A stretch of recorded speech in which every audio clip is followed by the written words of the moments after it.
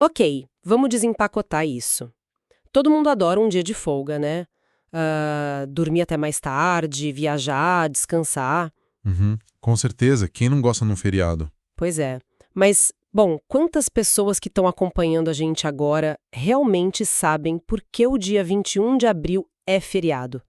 Quer dizer, a gente tem um dia de descanso que é literalmente baseado no esquartejamento de um dentista. É uma imagem bem brutal se a gente parar para pensar. E quando olhamos para a folhinha do calendário, vemos só a tranquilidade de uma folga que o Estado garante. Exato. Só que a engrenagem que transformou um homem condenado à forca por traição na imagem suprema de herói nacional brasileiro é tipo uma das operações de marketing político mais sofisticadas da nossa história. E é justamente esse o nosso objetivo neste mergulho profundo de hoje. Uhum. E sejam muito bem-vindos à nossa análise. A missão de hoje é desvendar os bastidores dessa narrativa. E olha, a história real envolve bem menos heroísmo puro e muito mais engenharia política. Com certeza, nós reunimos material de diversas fontes para isso, incluindo análises do jornal Estado de Minas, artigos históricos do portal Brasil Escola e resgates do jornal À Tarde. A ideia não é só contar a historinha do Tiradentes, mas investigar como essa memória foi fabricada. Perfeito, é uma verdadeira dissecação histórica, né? E vale um alinhamento importante aqui antes da gente avançar. Ah, sim, fundamental. Nós vamos discutir como diferentes governos usaram e manipularam essa imagem ao longo do tempo. E o nosso propósito não é tomar o lado de nenhuma dessas visões políticas, sejam elas de direita ou de esquerda. Exatamente, o objetivo é simplesmente relatar de forma imparcial o que a documentação mostra para quem está nos ouvindo. Então, para entender a magnitude dessa fabricação, a gente precisa limpar o terreno do que a gente acha que sabe sobre a Inconfidência Mineira. Exato. E a Inconfidência acontece ali entre 1788 e 1789. O imaginário popular muitas vezes pinta isso como um levante das massas, sabe? Tipo o povo oprimido nas ruas com tochas, né? Lutando contra Portugal. Isso, mas a realidade documentada é radicalmente diferente. O que é fascinante aqui é que o movimento era uma conspiração estritamente de elite. Porque estamos falando de uma elite econômica, cultural, militar ali de Minas Gerais. Tinha até poetas prestigiados no meio, tipo Tomás Antônio Gonzaga. Sim, padres, militares de alta patente, grandes donos de minas e, claro, donos de escravizados também. E a inspiração deles vinha do iluminismo e da independência dos Estados Unidos. Eles queriam replicar aquele modelo de república no Brasil, né? Mas, assim, para proteger os próprios interesses. E o estopim da revolta não foi um ideal romântico de liberdade, foi dinheiro. Puramente financeiro. Portugal estava cobrando impostos absurdos sobre o ouro e ameaçava com a famosa derrama, que era a cobrança forçada. Eles confiscavam bens de quem não pagasse. Nossa, pesadíssimo. Pensando nessa dinâmica do grupo, me veio uma analogia divertida na cabeça. Imagina a Inconfidência Mineira como se fosse um grupo de WhatsApp da elite reclamando dos impostos. Um grupo de WhatsApp da elite colonial. Exato, todo mundo ali manda textão, fala muito, elabora teorias, mas ninguém quer sujar as mãos. Aí entra o Joaquim José da Silva Xavier, o Tiradentes. Ele era aquele cara do grupo que realmente queria levar o plano pras ruas, sabe? É uma excelente analogia. As fontes chamam ele de alferes e dentista. E entender o que era um alferes explica muito dessa dinâmica. Era uma patente militar baixa. Tipo um subtenente hoje, né? Isso. Ele tinha alguma autoridade ali para comandar patrulhas, mas estava muito abaixo dos intelectuais do movimento. Na sua analogia, ele era o gerente de nível médio, o executante. Enquanto os ricaços debatiam filosofia, ele estava nas estalagens fazendo propaganda da revolta. Exato. Mas o movimento ruiu antes mesmo de começar, e de um jeito muito pouco heróico. Por conta de uma traição, o Joaquim Silvério dos Reis entregou todo mundo. O famoso delator, ele tinha dívidas imensas com a coroa, né? E aí simplesmente trocou a lealdade ao grupo pelo perdão das dívidas dele. Um cálculo super frio. Frio e contábil. Ele delatou todos os companheiros para o governador de Minas. Então não teve batalha. O plano fracassou sem um único tiro. E aí a gente chega num questionamento que as fontes levantam e que, olha, me deixou muito intrigada. Os julgamentos duraram uns 3 anos, até 1792. Um processo longo. É que a balança da justiça pesou de forma bem desigual. Portugal precisava punir de forma exemplar, mas não podia destruir a economia da colônia. Claro, enforcar os grandes donos de Minas Gerais ia quebrar Minas Gerais. Exatamente. Então a maioria conseguiu penas muito mais leves, como a expulsão do país, o exílio na África. Mas o Tiradentes virou o alvo perfeito.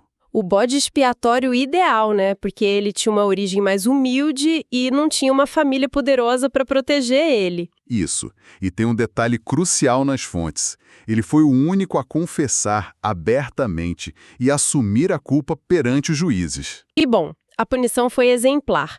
O dia 21 de abril de 1792 foi um verdadeiro teatro de terror promovido pela coroa. Um espetáculo macabro.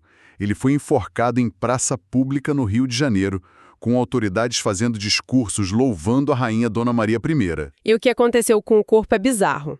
Ele não foi sepultado, ele foi esquartejado e a cabeça foi levada para Ouro Preto e colocada num poste em praça pública. Uma mensagem brutal e inegável, né? Não desafiem o poder português.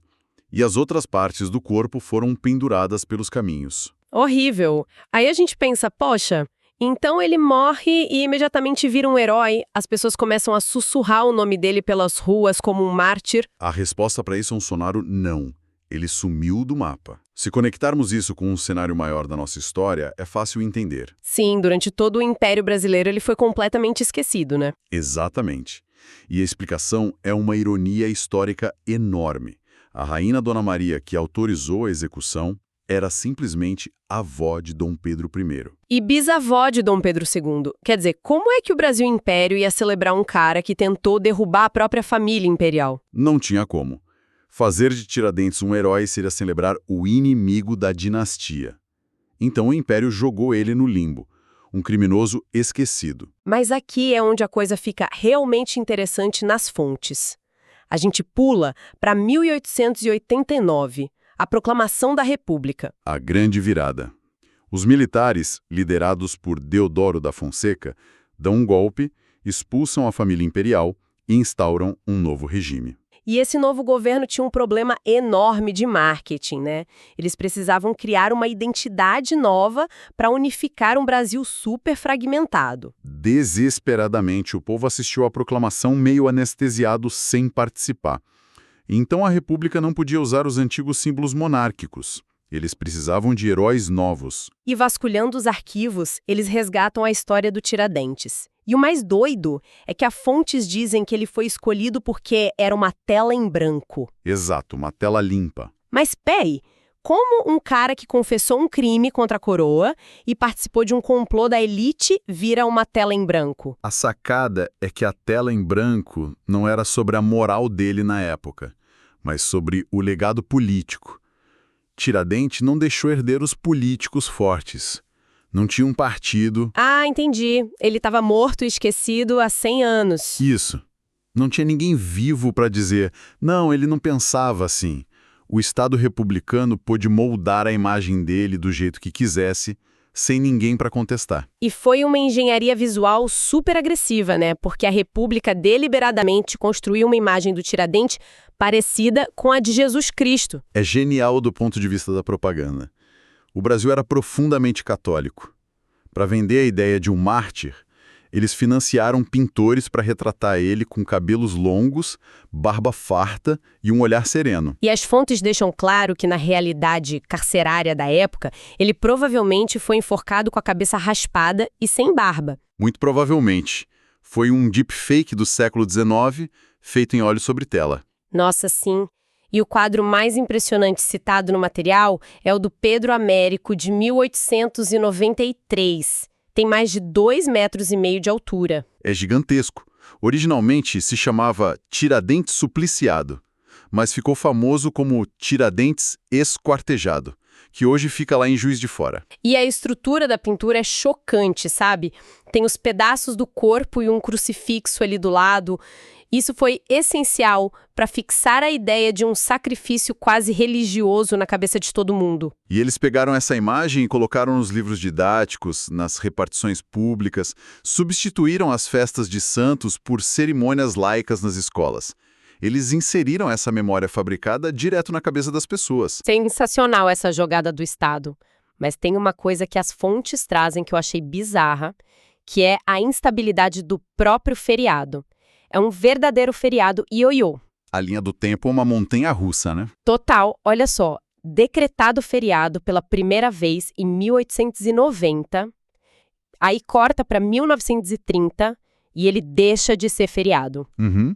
E aí, em 1933... Ele volta, aí em 1949 ele desaparece de novo do calendário. E a cereja do bolo vem em 1965.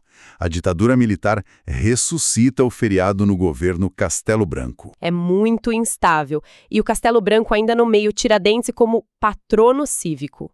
Ele só foi ratificado de vez mesmo por lei em 2002. Isso levanta uma questão importante que a gente precisa pontuar. Essa instabilidade mostra que o feriado é um termômetro político. Como assim? O Tiradentes virou uma ferramenta tão conveniente que foi apropriada tanto por regimes democráticos quanto por ditaduras. A memória nacional é uma narrativa editada para servir ao governo da época. Mas é paradoxal, né? Como é que a ditadura, que reprimia revoltas, exalta um cara que foi condenado por organizar uma revolta? Porque os militares destacaram o lado militar dele. O alferes, cumpridor do dever, que sacrificou a vida pela ordem e pela pátria. Eles neutralizaram o lado subversivo e focaram na obediência. Nossa, genial e assustador ao mesmo tempo. Então, o que tudo isso significa para a gente? Amarrando toda essa nossa análise, fica claro que feriados e estátuas não surgem do nada, né? De jeito nenhum. O 21 de abril é menos sobre o homem real do século XVIII e muito mais sobre a necessidade que o Brasil teve de inventar um rosto para a liberdade no século XIX. E que o nosso público pode levar para refletir é projetar isso para o futuro. Exatamente. Se o Tiradentes foi escolhido e alterado visualmente porque era conveniente e não tinha herdeiros para contestar, quem são as figuras históricas de hoje que estão sendo sutilmente moldadas? Nossa, pesado. Daqui a 100 anos, quais dos nossos chamados heróis contemporâneos terão suas falhas apagadas e suas histórias reescritas para justificar as agendas dos próximos governos? É uma perspectiva que muda a forma como a gente enxerga o mundo. Bom, eu queria agradecer a companhia de todo mundo que acompanhou este mergulho profundo no conhecimento com a gente. Fica o convite para continuarem questionando as narrativas prontas ao seu redor. Até a próxima. Até mais. E continue investigando a nossa história.